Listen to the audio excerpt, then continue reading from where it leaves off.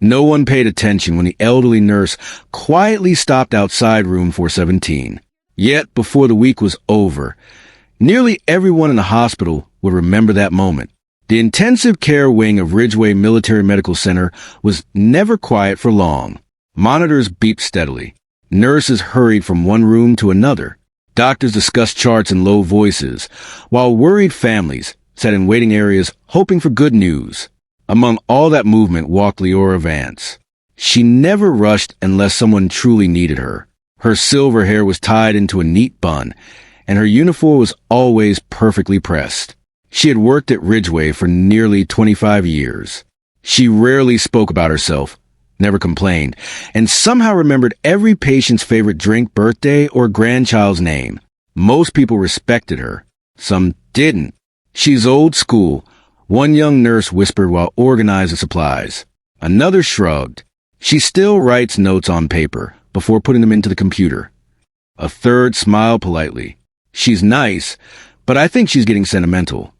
Leora overheard comments like those almost every day. She simply smiled and continued working. Late one rainy afternoon, something unusual happened. 2 black government vehicles rolled silently into the emergency entrance. Security officers stepped out first. Minutes later, hospital administrators hurried toward the entrance with tense expressions. Everyone noticed. "What happened?" someone asked. "No idea," another answered. The rumor started immediately. Maybe a foreign diplomat had been injured. Maybe a retired government official needed emergency surgery. Maybe someone famous had arrived. Within minutes, every department had a different story. Leora simply continued checking medication records. She had learned long ago that rumors usually traveled much faster than the truth. Half an hour later, the hospital director gathered the intensive care staff. "I need everyone's attention." The hallway became silent. A retired 4-star commander has been admitted under special military authorization. Several people exchanged surprised looks. The director continued. "His condition is critical. Access will be extremely limited. Only assigned medical personnel may enter his room. There will be additional security beginning immediately." Someone raised a hand. "Who is it?" "I'm not authorized to discuss that." Another nurse quietly guessed. "Must be someone important." The director nodded. "He is. I expect complete professionalism from everyone." The meeting ended. As people returned to work, whispers filled the hallway again. Leora remained standing for a few extra seconds. She stared toward the intensive care rooms. Her expression changed ever so slightly. Not fear, not surprise, recognition. Later that evening, during a short coffee break, several nurses gathered around the staff lounge table. One of them laughed. "I heard the commander's military career lasted over 40 years. Another replied, "Imagine serving someone that powerful." A younger nurse looked toward Leora. "You've probably met plenty of military officers over the years." Leora stirred her coffee quietly. "A few. What about generals?" She hesitated. "One." The room became interested. "You actually knew a general?" Leora looked down at her cup. "I knew the commander." Silence lasted only a second. Then someone laughed.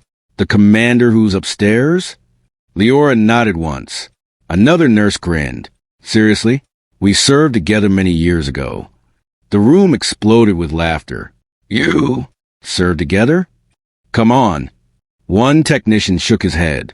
"He's one of the most decorated military leaders in the country." Leora answered calmly. "I know." "So, you expect us to believe a nurse worked beside a future 4-star commander?" She looked at him without any anger. "I didn't ask anyone to believe me." One nurse folded her arms. "If you knew him so well, why has nobody ever heard this story?" Leora remained quiet for a moment. Then she spoke softly. "Because some memories belong to the people who lived them." Nobody answered. The younger nurse smiled awkwardly. "So, if he wakes up, he'll recognize you?" Leora looked toward the hallway leading to intensive care. "He may not remember my face." Another laugh spread around the table. "But he'll remember one promise." The room fell strangely quiet. Her voice carried no pride, no attempt to impress anyone, only certainty. The technician leaned back. "This is Unbelievable. I understand.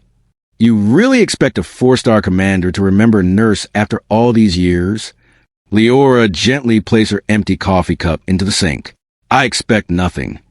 She left the lounge before anyone could ask another question.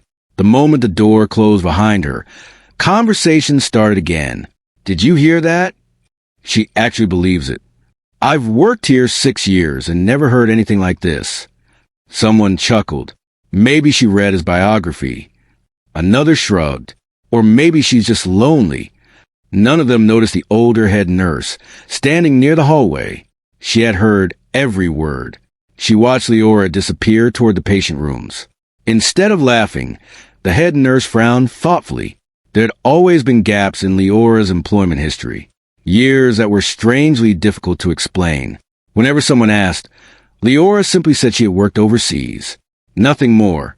No stories. No photographs. No medals hanging on her office wall. Nothing. Back in the intensive care unit, security officers stood outside the commander's room. One checked Leora's identification. You're assigned for evening care? Yes. He nodded and stepped aside. Inside the room, machines quietly monitored every heartbeat. General Aldrin Keene looked far older than the photographs that occasionally appeared in newspapers. His face showed the weight of many years. Tubes and monitors surrounded him, while soft light filled the otherwise peaceful room. Leora closed the door gently behind her. She adjusted the blanket, checked the 4, recorded the vital signs. Everything was slow, practiced movements. She stood beside the bed for several seconds. So, she whispered, we finally kept our appointment. No one answered. She smiled faintly. I wasn't sure you'd make me wait this long. The commander remained completely still. Leora reached over and carefully adjusted his pillow. Then, almost absent-mindedly, she brushed a wrinkle from the edge of his blanket. At that exact moment, one of his hands moved, only slightly, just enough for a single finger to curl around the edge of the blanket. Leora froze. She hadn't touched his hand. The heart monitor remained steady. Outside the room, a young nurse happened to glance through the small glass window. She stopped walking. Inside, the unconscious commander slowly tightened his fingers, as though responding to someone only he could recognize. The young nurse outside room 417 blinked twice, convinced her eyes had played a trick on her. General Aldrin Keene's hand had moved only for a moment, but she had seen it clearly. Before she could say anything, the fingers relaxed again, and the room returned to complete stillness. She quietly stepped inside. Leora, did you see that? Leora glanced at the monitor before looking at the patient hand. I did. Should I call the doctor? Let's check his reflexes first. Within minutes, the attending physician arrived and performed a careful examination. Everyone waited hopefully, but after several tests, he simply sighed. It could be an involuntary response. Patients sometimes have small movements that don't mean they're awake. The young nurse nodded, though she still looked uncertain. As the doctor left, she whispered, It happened right after you spoke to him. Leora offered only a gentle smile. Sometimes familiar voices bring comfort. The explanation sounded reasonable, yet it did little to satisfy everyone's curiosity. By the next morning, word had quietly spread through the intensive care unit. Some believed the movement was a coincidence. Others wondered if the elderly nurse had somehow reached the commander in a way medicine could not explain. Leora ignored every conversation. She focused on changing dressings, checking medications, and making sure every patient on her floor received the same careful attention. Late that afternoon, another nurse noticed something unusual. Every time Leora entered room 417, she spoke to the commander as if she were continuing an old conversation instead of beginning a new one. She never raised her voice. She never told long stories. Instead, she spoke in short, calm sentences. The garden would have made you smile. The coffee here is still terrible. You always said hospitals were too quiet. None of the comments seemed important by themselves, but they sounded personal, very personal. The younger nurses became increasingly curious. During lunch, they gathered once again in the staff lounge. I listened outside the room. One admitted, what did she say? Nothing dramatic, Then why are you acting mysterious? Because she talks like she's known him forever. The technician from the previous day shook his head. Maybe she's trying to comfort herself. Another nurse disagreed. No, there's something different about her. Before anyone could continue, the hospital director entered the lounge. I need Nurse Vance. Leora stood immediately. My office, please. Several curious eyes followed them down the hallway. Inside the director's office, the atmosphere remained professional. I've received several questions from staff. I expected that. They're asking whether you actually knew General Keene. Leora folded her hands calmly. I did. The director studied her expression. You understand why people find that difficult to believe. I do. Would you like to explain? Leora looked toward the window. There isn't much I can explain. Were you military? For a time. What unit? I can't answer. The records will only show a gap of nearly 6 years. Yes. No details. No. The director leaned back. I've worked with you for over 20 years. I know. I trust you. Leora's eyes softened. Thank you. But if this connection is real, I need to understand it. She remained silent for several seconds. Finally, she spoke. Many years ago, people from different backgrounds were brought together during an overseas humanitarian mission. The director waited. There were doctors, engineers, pilots, soldiers, and nurses. You were one of them? Yes. And General Keene? He wasn't a general then. What was he? A colonel. The director nodded slowly. So you served on the same mission for several months. Can you tell me where? I'm sorry. Still classified? Leora gave a small nod. The director didn't ask another question. He could tell she wasn't refusing out of stubbornness. She simply could not say more. As she left the office, memories she had buried for decades quietly resurfaced. A younger version of herself walked through rows of temporary medical tents beneath endless gray skies. Helicopters landed nearby carrying exhausted civilians and injured peacekeepers. Supplies were always short. Time was always running out. A determined officer wearing colonel's insignia stepped into the field hospital, carrying a frightened little girl wrapped in a blanket. We've got 3 more outside, he had called. Leora hadn't asked his rank. She had only answered, bring them in. Those memories disappeared as quickly as they had appeared. Back in the present, she entered room 417. The commander remained unconscious. She adjusted his blanket. You never like people making a fuss, she said quietly. Outside, someone watched through the glass again. This time it wasn't a nurse. It was an elderly man wearing a simple navy jacket decorated with a small veteran's pin. He stood silently until Leora stepped into the hallway. For several long seconds, neither of them spoke. Then the visitor smiled. I wondered if it was really you. Leora stared at him. Recognition slowly spread across her face. Corwin, his smile widened. I was afraid you wouldn't remember. I remember everyone from those days. A nearby nurse pretended to organize supplies while secretly listening. Corwin chuckled softly. You haven't changed. I've changed plenty. Not where it matters. His eyes drifted toward room 417. So he finally came home. Leora followed his gaze. Yes, he always said he'd find you someday. She lowered her eyes. Life had other plans. Corwin nodded. It usually does. The observing nurse felt a chill. This conversation sounded far too genuine to be invented. Corwin reached into his coat pocket and carefully removed an old photograph. The edges were worn almost white. I've carried this for 30 years. Leora hesitated before taking it. The picture showed a group of exhausted aid workers and military personnel standing beside a temporary medical tent. The faces were much younger. Dust covered their uniforms. Some smiled. Others simply looked relieved to still be standing. Near the center stood a young officer. Beside him was a young nurse. Leora, before she could say another word, a security officer approached. Sir, visiting hours are over. Corwin nodded politely. I understand. As he turned to leave, he looked back one last time. They're finally asking the right questions. Then he disappeared down the hallway. Leora quietly slipped the photograph back into its envelope. She hadn't noticed that someone else had seen it. The same young nurse who had laughed in the break room now stood frozen at the end of the corridor. She had recognized the commander in the picture, and standing beside him was the very nurse everyone believed had made the whole story up. The faded photograph changed everything, yet somehow it also raised even more questions.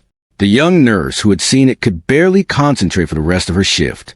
Every time she looked toward room 417, she remembered the smiling faces in that old picture. There was no mistaking them. The young officer was General Aldrin Keene decades before he became famous, and standing only a few feet away was Leora Vance, looking almost unrecognizable in a field medic's uniform. The story was real, at least part of it. By the following morning, quiet conversations filled every corner of the intensive care wing. I heard there's a photograph. I heard she actually served overseas. Nobody knows how important she really was. Some still doubted. Others had stopped laughing. Leora noticed a change, but never mentioned it. She treated every patient exactly as she always had, greeting each one with the same calm smile and steady voice. Near lunchtime, Cohen returned. This time, he carried a small canvas bag instead of just an old photograph. The hospital director met him in a private conference room. Leora was invited to join them, though she seemed reluctant. Corwin placed the bag on the table. I've been holding on to these for a long time. He carefully removed several worn notebooks, a few letters, and another stack of photographs. They belong to our field hospital. The director examined them with great care. These are incredible. Corwin nodded. We weren't supposed to keep much, but some things deserve to survive. He picked up one photograph. It showed a temporary medical station built from tents and shipping containers. There weren't enough doctors, he said quietly. Everyone did whatever was needed. The director looked toward Leora. You never told anyone. There wasn't a reason. Corwin smiled. There was another reason. Leora lowered her eyes. I made a promise. The room became quiet. Corwin continued.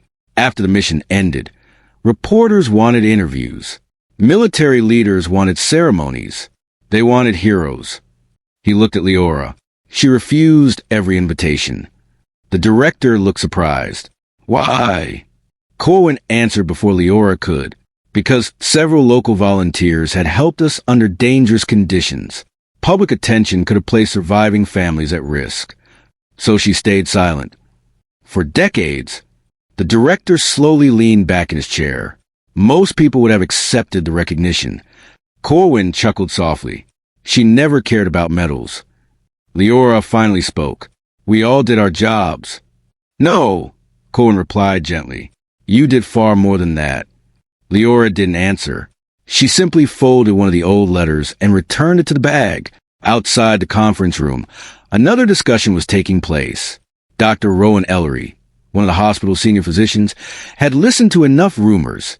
I respect Nurse Vance, he said to a colleague, but memories become larger with time. You think they're exaggerating? I think people often confuse kindness with heroism. The colleague shrugged. Maybe. Dr. Ellery folded his arms. Until I see official proof, I'm staying skeptical. That afternoon, he entered room 417 during Leora's shift. She stepped aside as he examined the commander. Vital signs remained stable. Nothing unusual appeared on the monitors. As Dr. Ellery prepared to leave, he noticed Leora gently adjusting the blanket. You spent a lot of time talking to him. I do. You believe he can hear you? I hope so. The doctor smiled politely. Hope is valuable. So is memory. He paused. You still believe he'll remember you? Leora looked at the sleeping commander. I believe some promises are never forgotten. The doctor left unconvinced. Later that evening, something unexpected happened. Leora was updating the patient's chart when a quiet voice reached her ears. Bridge. She looked up immediately. The commander's lips had barely moved. The word was almost impossible to hear. She stepped closer. What did you say? His breathing remained slow. Several seconds passed. Then another faint whisper escaped. Don't leave. Leora's eyes filled with surprise. She gently rested her hand near his arm. "I'm here." The commander became still again. The heart monitor continued its steady rhythm. The young nurse, standing nearby, stared in disbelief. He spoke. Barely. What did he mean? Leora didn't answer. Her thoughts had already drifted back many years. A narrow bridge, cold rain, an exhausted convoy trying to reach safety before nightfall. A younger Colonel Keene turning toward someone and saying only 3 words. "Don't leave." The memory vanished before it could become clear. The young nurse looked at Leora. "How did you know what to say?" Leora smiled faintly. "Sometimes people don't need answers. They need reassurance." News of the whispered words spread even faster than the photograph had. Even Dr. Ellery admitted the timing was remarkable. Still, he remained cautious. "We don't know whether those words meant anything." The hospital director agreed, but they matched something only Nurse Vance understood. Before anyone could continue the discussion, a military courier arrived carrying a locked document case.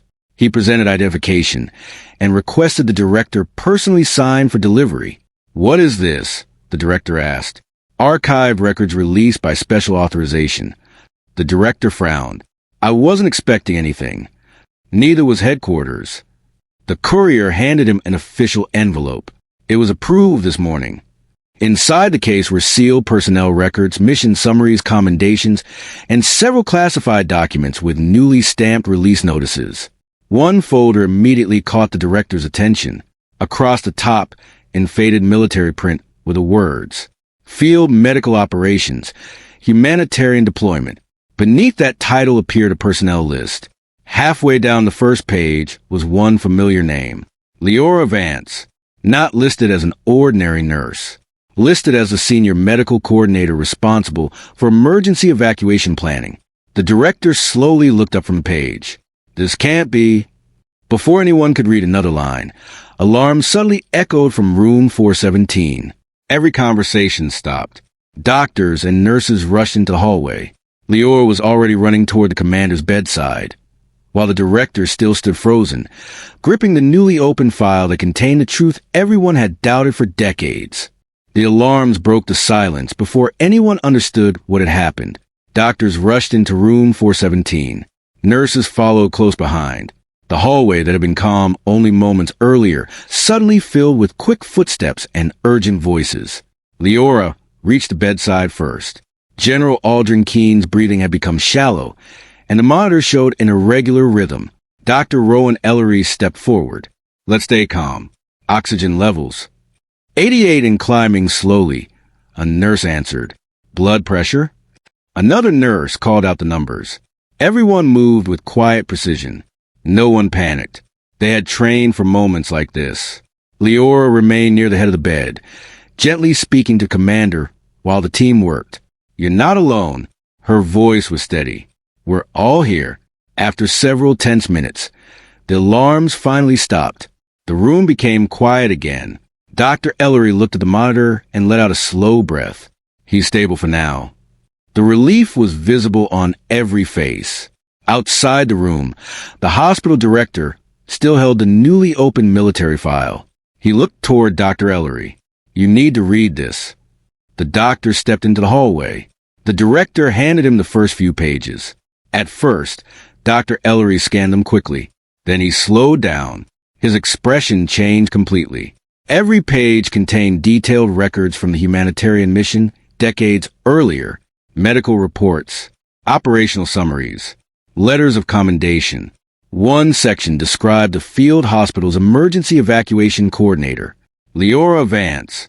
Another page listed dozens of successful evacuations completed under impossible conditions. Dr. Ellery looked up. "These records are authentic." The director nodded. "They've been verified." The physician quietly closed the folder. "I owe her an apology." Inside the room, Leora never asked about the documents. She was focused entirely on her patient.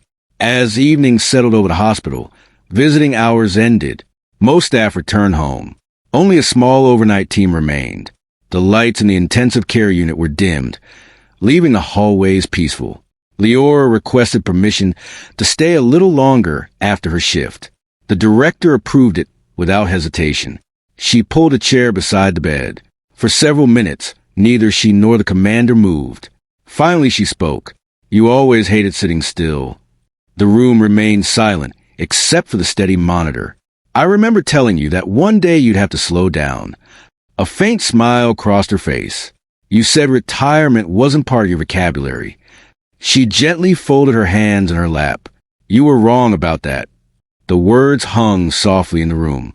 Outside the door, Dr. Ellery happened to pause while reviewing patient charts.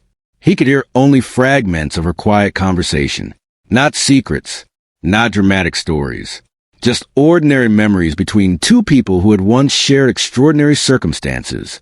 Later that night, Corwin returned one final time. Security allowed him only a brief visit. He stood beside Leora without speaking. Together, they looked at their old friend. After several minutes, Corwin broke the silence. "Do you remember the valley?" Leora nodded. "I remember every detail. I still think about that morning." "So do I?" Corwin smiled gently. He believed none of us would make it. Leora looked toward the commander. "He kept everyone moving." Corwin chuckled. "And you kept everyone alive." She shook her head. "We all depended on each other." Before leaving, Corwin rested one hand on the bed rail. "You carried enough memories for all of us." Leora watched him walk away. She knew it was probably the last time they would meet. Hours passed quietly. Near sunrise, something changed. General Keene's eyelids moved. Leora noticed immediately. She leaned closer. His breathing became slightly deeper. His fingers shifted against the blanket. Very slowly, his eyes opened. They struggled to focus. The room appeared blurry at first. Machines, lights, ceiling. Then his gaze settled on the woman sitting beside him. For several long seconds, neither of them spoke. Leora wasn't even sure he recognized where he was. His lips moved. No sound came out. She leaned closer. "Take your time." He blinked several times. His eyes never left her face. Then, with great effort, he whispered one word. "Leora?" Her eyes filled with tears she refused to let fall. "I'm here." He looked at her as though decades had disappeared. His tired face softened. "I told them." His voice faded. She gently took his hand. "You don't have to explain anything." He slowly shook his head. "They never knew." Leora smiled. "They know enough." He closed his eyes for a moment to gather strength. When he opened them again, his focus was sharper. He looked around the room before finding her again. "You kept the promise." "So did you." A nurse quietly stepped out to alert the doctor. Within moments, Dr. Ellery and the hospital director entered the room. Neither interrupted. Both understood they were witnessing something deeply personal. The commander noticed them but kept looking at Leora. "I remember." He paused to catch his breath. "The bridge." Leora nodded. "I remember." "The children." "They made it." His shoulders relaxed slightly. "And the convoy?" "Everyone who could be saved reached safety." A faint smile appeared on his face. "I always wondered." "You don't have to wonder anymore." Silence settled over the room once again. The commander seemed peaceful for the first time since arriving at the hospital. After several minutes, he gathered enough strength to speak one more sentence. "My uniform." Dr. Ellery stepped closer. "Sir, my dress uniform." The doctor exchanged a puzzled glance with the hospital director. The commander looked directly at him. "I need it." His voice was weak, but unmistakably clear. "For one last duty." No one questioned him. The director quietly nodded. "I'll have it brought immediately."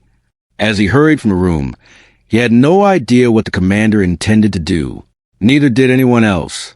But something in the old soldier's eyes told everyone present that the next few hours would become the most unforgettable moment the hospital had ever witnessed. No one in the intensive care unit could explain why a dying commander wanted his dress uniform instead of another medical procedure. Yet every person who stood outside room 417 sensed they were about to witness something that would stay with them for the rest of their lives.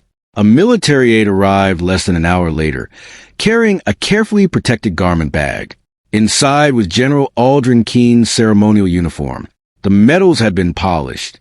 The jacket was perfectly pressed. The aide paused before handing it to the hospital director. He insisted years ago that if this uniform was ever brought to him one last time, it was to be treated with respect. The director nodded. It will be. Inside the room, Dr. Ellery leaned beside the commander. General, are you certain you want this? The old soldier answered with a slight nod. It matters. With great care, the medical team helped him sit upright in the hospital bed. They worked slowly, making sure he remained comfortable. Instead of dressing him completely, they gently placed a uniform jacket over his shoulders. The commander closed his eyes for a moment. A faint smile appeared. It still fits, he whispered. A few quiet laughs filled the room, breaking the tension for the first time in days. Leora stood nearby, saying nothing. She understood this moment belonged to him. The commander slowly looked around the room. The hospital director, Dr. Ellery, several nurses, the young technician who had laughed in the break room, the young nurse who had first witnessed his hand move. Even Corwin had returned after receiving an early morning phone call. Every face reflected the same mixture of respect and anticipation. General Keene lifted one trembling hand. Closer. Leora hesitated. He repeated the request. Please.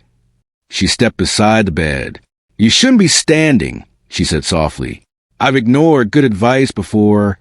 Another gentle smile spread through the room. Leora carefully supported his shoulder so he could remain upright. For a few seconds, he simply looked at her, not as a famous commander, not as a decorated officer, just as an old friend seeing someone he had searched for in his memories for many years. His voice was weak, but every word carried unmistakable purpose. They called me a hero. He paused to catch his breath. They were wrong. The room became perfectly still. He slowly turned toward the hospital staff. History remembers the people who give the orders. His eyes returned to Leora. It forgets the ones who save everyone else. A tear rolled down the cheek of the young nurse standing near the doorway. General Keene continued. 32 years ago, his breathing slowed. Our convoy was trapped. No one interrupted. We had wounded children, families, young soldiers. He looked at Leora. She refused to leave until every last person was safe. Corwin quietly lowered his head. He remembered every second of that day. The commander drew another careful breath. When I couldn't walk, he reached toward Leora's hand. She carried more than supplies. Leora gently squeezed his fingers. You don't have to do this. Yes. His eyes remained fixed on hers. I do. The room had grown so quiet that even the heart monitor seemed louder than before. The commander slowly straightened his shoulders beneath the ceremonial jacket. With obvious effort, he raised his right hand. Everyone instinctively understood what he was trying to do. His arm trembled. For one painful moment, it seemed too heavy to lift. Leora quietly supported his elbow without changing the position of his hand. He nodded gratefully. Then, with every ounce of strength he had left, General Aldrin Keene delivered a perfect military salute. Not to another general, not to a politician, not to an audience, to a nurse, to Leora Vance. His tired voice barely rose above a whisper. The bravest person I ever served beside. No one moved. No one spoke. Dr. Ellery quietly removed his glasses. The hospital director lowered his head. The young technician who had laughed days earlier wiped away tears without trying to hide them. Even the security officers standing outside the door stood silently at attention. Leora slowly returned the salute, not because she wanted recognition, but because she understood what it meant to him. Thank you, she whispered. The commander smiled. Promise kept. You kept yours too. His breathing became slower. The tension gradually left his face. He looked peaceful. His eyes remained on Leora until they gently closed.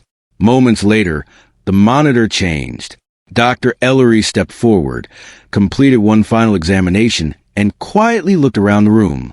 Time seemed to stop. He has passed. No one cried loudly. No one needed to. The silence honored him better than words ever could.